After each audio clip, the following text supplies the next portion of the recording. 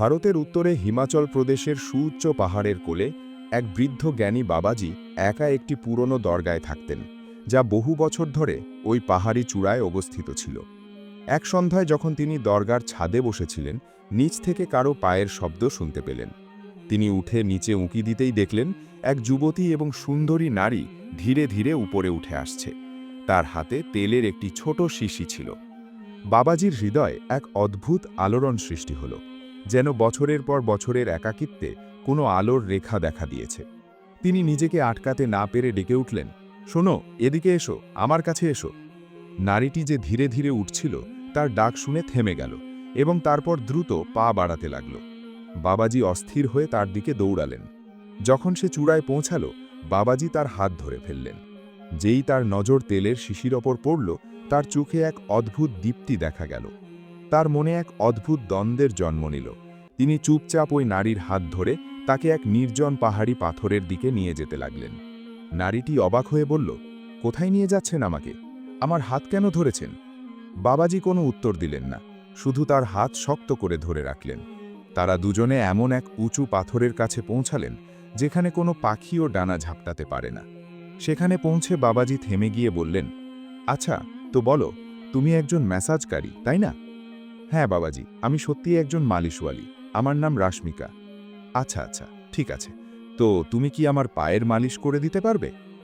আপনার মাথা ঠিক আছে তো? আমি তো শুধু মেয়েদের মালিশ করি, আপনি তো পুরুষ। এখানে খুব ব্যথা হচ্ছে রাশমিকা, খুব বেশি ব্যথা। কোথায় ব্যথা দেখান। এখানে, আমার পায়ের পেশিতে। একটু মালিশ করে দাও, হয়তো আরাম পাব। রাশমিকা কিছুক্ষণ ইতস্তত করল, তারপর ধীরে ধীরে তার পায়ে তেল লাগিয়ে মালিশ করতে শুরু করল। বাবাজি চোখ বন্ধ করে ফেললেন, যেন তার মুখে প্রশান্তি নেমে এসেছে। কিন্তু তার মনের গভীরে এক গোপন উদ্দেশ্যের প্রথম ধাপ পূর্ণ হচ্ছিল, যেন বহু বছরের একাকিত্বে কোনো উষ্ণতার ঢেউ জেগে উঠল। এখন রাত গভীর হয়ে গিয়েছিল। যুবতী রাশমিকা উঠল এবং পাহাড় থেকে নিচে উপত্যকার দিকে যেতে লাগল। বাবাজি ঘাবড়ে গিয়ে বললেন, মা, এই সময়ে কোথায় যাবে? বাইরে অনেক অন্ধকার। আজ রাতটা এখানেই আমার কাছে থেকে যাও। রাশমিকা দেখল রাত সত্যিই গভীর হয়ে গিয়েছে। সে থামল এবং বাবাজির দিকে তাকাল। বাবাজি জ্ঞানী এবং বয়স্ক হওয়া সত্ত্বেও তার মধ্যে এক ধরনের আকর্ষণ ছিল। সে শুধু তার দিকে তাকিয়ে রইল, তারপর কিছু না ভেবে ধীরে ধীরে তার কাছে এসে বলল, ঠিক আছে, আজ রাত আমি আপনার কাছেই থেকে যাচ্ছি। কিন্তু এখানে শোয়ার জায়গা কোথায়? জায়গা তো হয়ে যাবে, তুমি শুধু আমার সাথে থাকো। এ কথা বলে তিনি রাশমিকার হাত ধরলেন এবং আবার দরগার দিকে উঠতে লাগলেন, যেখানে তার পুরনো আস্তানা ছিল। যখন দুজনে দরগার কাছে পৌঁছালেন, রাশমিকা সেটা দেখে বলল, এ তো অনেক পুরনো আস্তানা, এখানে তো মাত্র একজন মানুষ থাকতে পারে। আস্তানা পুরনো, কিন্তু এই পাহাড়ি এলাকা তো অনেক বড়। আমরা দুজনে দরগার বাইরে এই পাথরের ওপরই শুয়ে পড়ি না কেন? যুবতী রাশমিকা বলল, ঠিক আছে, যেমন আপনার ইচ্ছে। বাবাজি সাথে সাথে পাথরের ওপর দুটি মাদুর বিছিয়ে দিলেন এবং বললেন, এসো, এখানে বসো। রাশমিকা মাদুরের ওপর বসল, বাবাজিও তার কাছে এসে বসলেন। কিছুক্ষণ পর তার নজর রাশমিকার হাতে থাকা তেলের শিশির ওপর পড়ল, যা দিয়ে সে মালিশ করেছিল। তিনি রাশমিকার দিকে তাকালেন এবং শিশির দিকে ইঙ্গিত করে জিজ্ঞেস করলেন, মালিশ করার জন্য কত টাকা নাও? রাশমিকা বলল, যে যা দায় নিয়ে নি। বাবাজি আবার জিজ্ঞেস করলেন। এবার রাশমিকা চুপ রইল, কোনো উত্তর দিল না। বাবাজি নিচু স্বরে তার চোখের দিকে তাকিয়ে বললেন, তুমি শরীরের কোথায় কোথায় মালিশ করো? রাশমিকা সহজ গলায় বলল, যার যেখানে ইচ্ছা হয় করে দিই। এ কথা শুনে বাবাজির ঠুটে হালকা হাসির রেখা ফুটে উঠল। তিনি উঠে দরগার ভেতরে গেলেন, কিছু কাঠ আনলেন এবং আগুন জ্বালালেন। তারপর দুটো ডিম সিদ্ধ করে রাশমিকার সামনে রেখে দিলেন। এই ডিমগুলো খেয়ে নাও, এগুলো তোমার খুব কাজে আসবে। রাশমিকা প্রশ্নবোধক দৃষ্টিতে তার দিকে তাকিয়ে রইল, কিন্তু কিছু বলল না। সে একটা ডিম খেয়ে নিল, তারপর জিজ্ঞেস করল, আপনি কিছু খাবেন না? বাবাজি বললেন, আমার শীত লাগে না, এটা তোমার জন্য, তোমার দরকার আছে, আমার নয়। রাশমিকা চিন্তায় পড়ে গেল যে বাবাজির আসল উদ্দেশ্য কি, কিন্তু কিছুই বুঝতে পারল না। সে দ্বিতীয় ডিমটাও খেয়ে নিল। ততক্ষণে মেঘ ঘন হয়ে এসেছে। বাবাজি সেখানেই মাদুরে শুয়ে পড়লেন। রাশমিকাও পাশে অন্য একটি মাদুরে শুয়ে পড়ল এবং দুজনেই ঘুমের কোলে ঢলে পড়ল। সকাল হল। রাশমিকা গভীর ঘুমে ছিল, কিন্তু বাবাজি জেগে উঠলেন। তিনি পাথরের ওপর গিয়ে নিজের বাহু ধরে বসে রইলেন। হঠাৎ তিনি জোরে জোরে চিৎকার করতে শুরু করলেন, হায় আমার হাত, আমার হাত! যুবতী রাশ্মিকা ঘাবড়ে গিয়ে জেগে উঠল। শব্দ শুনেই সে বাবাজির দিকে দৌড়াল। বাবাজি কাতরাতে কাতরাতে বললেন, আমার হাতে আগুন জ্বলছে, দেখো দেখো। তার কণ্ঠে এত ব্যথা ছিল যে রাশ্মিকার পা আপনা আপনি দ্রুত চলতে শুরু করল। সে হাঁপাতে হাঁপাতে তার কাছে পৌঁছালো এবং হাঁটু গেড়ে বসল। নরম স্বরে জিজ্ঞেস করল, কোথায় ব্যথা, এখানে নাকি এখানে? ধীরে ধীরে বাবাজি চোখ বন্ধ করে নিলেন এবং কাতরাতে কাতরাতে বললেন, হ্যাঁ, ওখানেই। তার মুখে এক অদ্ভুত প্রশান্তি চলে এলো, যেন রাশ্মিকার আঙ্গুলের স্পর্শ তাকে অন্য কোনো জগতে পৌঁছে দিয়েছে, যেখানে একাকিত্বের শীত গলে যাচ্ছিল। যুবতী রাশ্মিকা তার পুরো দক্ষতা দিয়ে তার হাতে তেল লাগিয়ে মালিশ করতে থাকল এবং বলল, বাবাজি, আপনার শরীরে এত ব্যথা কেন লুকিয়ে আছে? মনে হয় যেন বহু বছর ধরে কেউ আপনার খেয়ালই করেনি। বাবাজির কণ্ঠে হঠাৎ শীতলতা নেমে এলো। তিনি বললেন, কখনো কেউ রাখেনি। তারপর হঠাৎ হেসে বললেন, কিন্তু তুমি তো খেয়াল রাখতে পারো, তাই না? রাশ্মিকা চুপ হয়ে গেল। তার মন যেন কোথাও ডুবে গেল। সে কিছুক্ষণ তার চোখের দিকে তাকিয়ে রইল। তারপর মাথা নিচু করে ধীরে ধীরে বলল, হ্যাঁ, আপনি চাইলে আমি আপনার খেয়াল রাখতে পারি। হঠাৎ বাবাজি উঠে দাঁড়ালেন এবং দ্রুত পাথরের পেছনে অদৃশ্য হয়ে গেলেন। রাশ্মিকা অবাক হয়ে তার পিছু নিল, কিন্তু যখন সে সেখানে পৌঁছাল, বাবাজি একটি বড় পাথরের পেছনে লুকিয়ে পড়েছিলেন। রাশ্মিকা এদিক ওদিক তাকে খুঁজতে লাগল। হঠাৎ তার নজর সেই পাথরের পেছনে পড়ল যেখান থেকে বাবাজি তাকে লুকিয়ে দেখছিলেন। রাশ্মিকা সেদিকে দৌড়ে গেল এবং বলল, এখন এখানে এসে বসে আছেন কেন? বাবাজি নরম স্বরে বললেন, এই জায়গাটা কেমন? এখানে কেউ নেই, শুধু তুমি আর আমি। রাশ্মিকা অবাক হয়ে জিজ্ঞেস করল, আপনার কথার মানে কি? বাবাজি কিছু মুহূর্ত ভাবতে লাগলেন। তারপর বললেন, নিচে বসে পড়ো। রাশ্মিকা কিছুই বুঝতে পারল না, কিন্তু তার কথা মতো বসে পড়ল। বাবাজি নজর নিচু করে জিজ্ঞেস করলেন, তো বলো, তোমার কি ইচ্ছা? রাশ্মিকা বিভ্রান্ত হয়ে বলল, আপনি কি বলতে চাইছেন? বাবাজি কথা ঘুরিয়ে বললেন, ব্যাস এটাই জিজ্ঞেস করছিলাম, তুমি কি আমার কাছে থাকবে নাকি ফিরে যাবে? রাশ্মিকা চুপ রইল। কিছু মুহূর্ত দুজনে এভাবেই লুকিয়ে বসে রইল। তারপর বাবাজি উঠে দাঁড়ালেন এবং বললেন, এসো, আজ তোমাকে বিশেষ কিছু খাওয়াই। তুমি আমার প্রথম মেহমান। রাশ্মিকা অবাক হয়ে জিজ্ঞেস করল, কি জিনিস? বাবাজি দুষ্টুমি ভরা হাসি হেসে বললেন, চুপ থাকো, তুমি দেখতে পাবে আর সারা জীবন মনে রাখবে। তারা দুজনে দরগার দিকে এগোলো। পাহাড়ের চূড়ায় সূর্যের কিরণ দরগার দেওয়াল ভেদ করে ভেতরে আসছিল। বাবাজি আগুন জ্বালালেন এবং এবার মাংসের একটি ছোট টুকরো বের করলেন। রাশ্মিকা চমকে উঠে জিজ্ঞেস করল, এটা কোথা থেকে এলো? বাবাজি ঘুরে বললেন, তোমার আসার আগেও কেউ এখানে এসেছিল। রাশ্মিকার কপালে ভাঁজ পড়ল। সে নিচু গলায় বলল, তাহলে সে কোথায় গেল? বাবাজি হেসে উত্তর দিলেন, এসেছিল আর চলে গেছে, নিচে, নারায়ণ উপত্যকায়, অনেক নিচে। রাশ্মিকা কিছু বলল না। কিছুক্ষণ পর খাবার তৈরি হলো। দুজনে বসে খাবার খেল। এখন সন্ধ্যা গড়িয়ে রাত হচ্ছে আর পাহাড়ে ঠান্ডা বাতাস বইতে শুরু করেছে।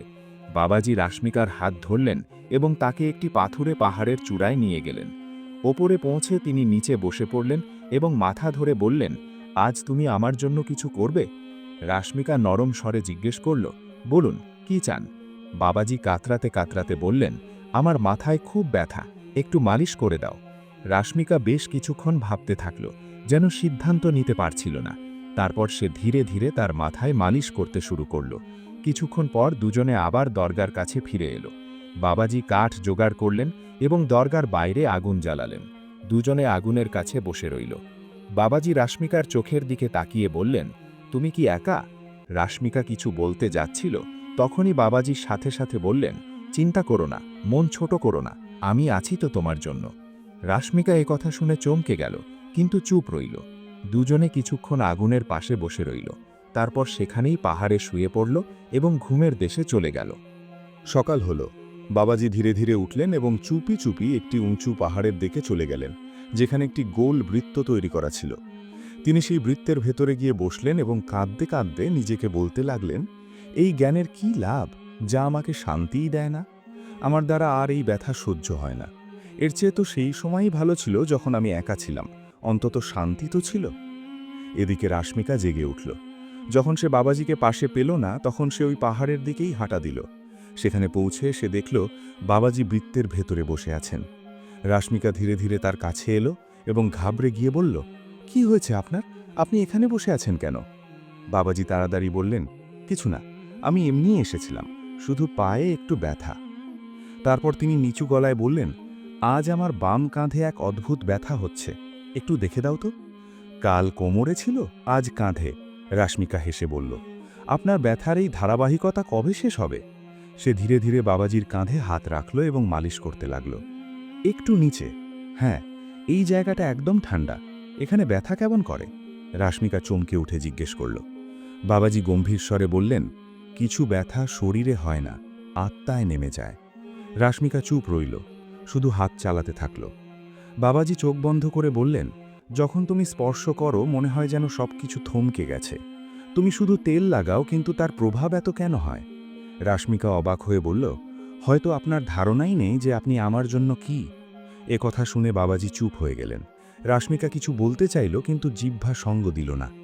বাবাজি কথা ঘুরিয়ে বললেন, চলো, আজ তোমাকে আরও একটা জায়গা দেখাই, এসো আমার সাথে। তারা দুজনে পাহাড়ের অন্যদিকে গেল। একটি সরু মেঠো পথের ধারে গাছের আড়ালে একটি পুরনো ঝরনা বইছিল। রাশমিকা অবাক হয়ে জিজ্ঞেস করল, এই জায়গাটা আপনি আমাকে আগে কেন দেখাননি? বাবাজি ধীরে বললেন, কারণ এই জায়গাটা শুধু তাদের জন্য যারা নিজের ভেতরে প্রবাহিত হওয়ার সাহস রাখে। রাশমিকা বলল, আজ আপনাকে কিছুটা অন্যরকম লাগছে। বাবাজি ঘুরে বললেন, আর কি, তোমাকে কি প্রতিদিন একরকম লাগে? আমি রোজ নতুন হওয়ার চেষ্টা করি, কিন্তু ভেতরে তো সেটাই থাকি যা আগে ছিলাম। রাশমিকা নরম স্বরে জিজ্ঞেস করল, আর সেখানে কে ছিল? বাবাজি নজর নিচু করে বললেন, সেখানে সে ছিল যে নিজেকে ঘৃণা করত।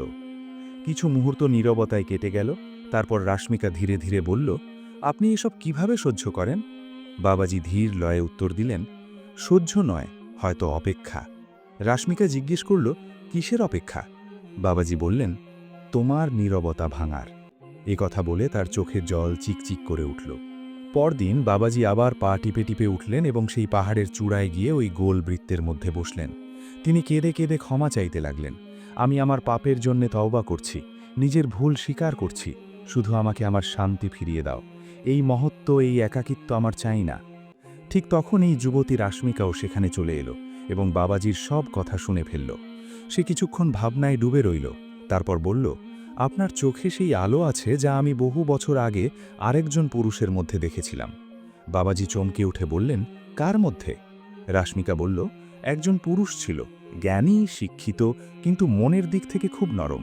সে ঠিক এভাবেই তাকাতো যেমনটা আপনি তাকান। বাবাজি চোখ সরাতে চাইলেন, কিন্তু রাশমিকার দৃষ্টি এড়াতে পারলেন না। রাশমিকা দীর্ঘশ্বাস ফেলল, আকাশের দিকে তাকালো এবং বলল, আমি জানি আপনি কিছু লুকাচ্ছেন, কিন্তু আমি অপেক্ষা করতে পারি যতক্ষণ না আপনি নিজে সবকিছু বলার জন্য প্রস্তুত হন। ঠিক সেই মুহূর্তে দূরে আকাশে বিদ্যুৎ চমকালো এবং বাবাজি কেঁপে উঠলেন। বৃষ্টির ফোঁটা তার মুখে পড়তে লাগল। বাবাজি ধীরে ধীরে বললেন, হ্যাঁ, তুমি কোনো এক পুরুষের কথা বলছিলে। রাশমিকা এক মুহূর্ত চুপ রইল, তারপর নিচু গলায় বলল, হ্যাঁ, একজন পুরুষ ছিল। সে চলে গেছে আর আমি বছরের পর বছর তার ফিরে আসার অপেক্ষা করছি। সে কাঁপানো ঠোঁটে বলল, যদি সেই পুরুষ ফিরে আসে তবে। রাশমিকা ধীরে উত্তর দিল, আমি তাকে কিছুই জিজ্ঞেস করব না, শুধু চাইব যেন সে আমার সাথে সুখে থাকে। বাবাজি কাঁপানো গলায় বললেন, যদি সেই পুরুষ আমি হই? রাশমিকা চমকে গেল, যেন তার শ্বাস আটকে গেছে। বাবাজি সাহস সঞ্চয় করে তার দিকে তাকালেন এবং বললেন, আমি সেই পুরুষ যে বহু বছর আগে তোমাকে ছেড়ে গিয়েছিলাম। রাশমিকার চোখে জল ভরে এলো। সে ধীরে ধীরে বলল, আপনি আমার। বাবাজি ঘাড় নিচু করে ধীরে বললেন, আমি তোমার স্বামী, সেই আমি যে তোমাকে একা ছেড়ে গিয়েছিলাম। বাবাজি মাথা নিচু করে লজ্জিত স্বরে বললেন, আমি ভয় পাচ্ছিলাম যে পাছে তুমি আমাকে ক্ষমা না করো। রাশমিকা এগিয়ে গিয়ে তার কাঁপানো হাত ধরে ফেলল। বাবাজির চোখ দিয়ে জল গড়াতে লাগল। তিনি ধীরে বললেন, আমি শুধু জ্ঞানী হতে চেয়েছিলাম, সব সময়কার এই ইচ্ছাই সব কেড়ে নিল। রাশমিকা ধীরে বলল, কি হয়েছিল আপনার সাথে? আমাকে সবকিছু খুলে বলুন, আজ মন হালকা করে নিন। বাবাজি একটি দীর্ঘশ্বাস নিলেন এবং ধীরে ধীরে তার গল্প বলতে শুরু করলেন। সেদিন যখন আমি তোমাকে ছেড়েছিলাম, আমি একা বেরিয়ে পড়েছিলাম। মনে শুধু একটাই ইচ্ছা ছিল যে আমি দুনিয়ার সবচেয়ে জ্ঞানী বাবা হব। চলতে চলতে আমি এক নির্জন মরুভূমিতে পৌঁছলাম, যেখানে এক পুরনো কুঁড়ে ঘরে এক অদ্ভুত মানুষের দেখা পেলাম। সে ছিল এক কালো জাদুকর। বাবাজির হাত কাঁপতে লাগল। তিনি বললেন, সে বলল যে যদি তুমি চাও তোমার জ্ঞান বা শক্তি কখনো শেষ না হোক, তাহলে তোমাকে তার মূল্য চুকাতে হবে। আমি রাজি হয়ে গেলাম। রাশমিকা দীর্ঘশ্বাস নিয়ে শুনতে লাগল। বাবাজি বলতে থাকলেন, সে আমাকে কিছু তাবিজ দিল, কিছু মন্ত্র শেখালো এবং বলল যে প্রতি মাসে আমাকে কোনো একটি জীবন্ত প্রাণীর রক্ত নিজের শরীরে লাগাতে হবে। শুরুতে আমি ছোট পাখিদের রক্ত ব্যবহার করলাম, তারপর খরগোশ, তারপর ছাগল। তার কণ্ঠ কেঁপে উঠল। তারপর আমার শরীরে অদ্ভুত সব ব্যথা শুরু হতে থাকল, যেন কিছু পৌঁছে যাচ্ছে। কখনো মনে হতো যেন হৃৎপিণ্ড স্পন্দনই ভুলে গেছে। তারপর আমি এক ধর্মপ্রাণ বাবা সাহেবের কাছে গেলাম। তিনি সবকিছু শুনে বললেন, তুমি প্রকৃতির বিরুদ্ধে বিদ্রোহ করেছ, এখন ক্ষমা শুধু তওবা করলেই মিলবে। তোমাকে কোনো পাহাড়ে গিয়ে থাকতে হবে, নিজের পাপের ক্ষমা চাইতে হবে, আর মনে রেখো, যাকে তুমি ছেড়ে এসেছ তাকে ফিরিয়ে আনো। রাশমিকা বাবাজির হাত শক্ত করে ধরল। তিনি বললেন, আমি আপনাকে অনেক আগেই ক্ষমা করে দিয়েছি। ভালোবাসার চেয়ে বড় কোনো জ্ঞান নেই। আপনার সব পাপ আর কষ্ট আজ থেকে আমার। এই নিঃস্বার্থ ভালোবাসার স্পর্শে বাবাজির শরীরের সেই দীর্ঘদিনের অসহ্য যন্ত্রণা যেন নিমেষেই উধাও হয়ে গেল। তিনি অনুভব করলেন তার আত্মা আজ ভারমুক্ত। তিনি রাশমিকার দিকে তাকিয়ে বললেন, চলো রাশমিকা, এই মিথ্যে জ্ঞানের অহংকার আর নির্জনতা ছেড়ে আমরা ফিরে যাই। আমি আর বাবাজি হয়ে নয়, তোমার স্বামী হয়ে বাঁচতে চাই। পরদিন ভোরে সূর্য ওঠার সাথে সাথে তারা দুজনে পাহাড় আর দরগা চিরতরে পেছনে ফেলে নিচে নেমে এলো। তাদের পেছনে পড়ে রইল এক অন্ধকার অতীত, আর সামনে এক নতুন জীবন। ভালোবাসা অবশেষে জয়ী হল।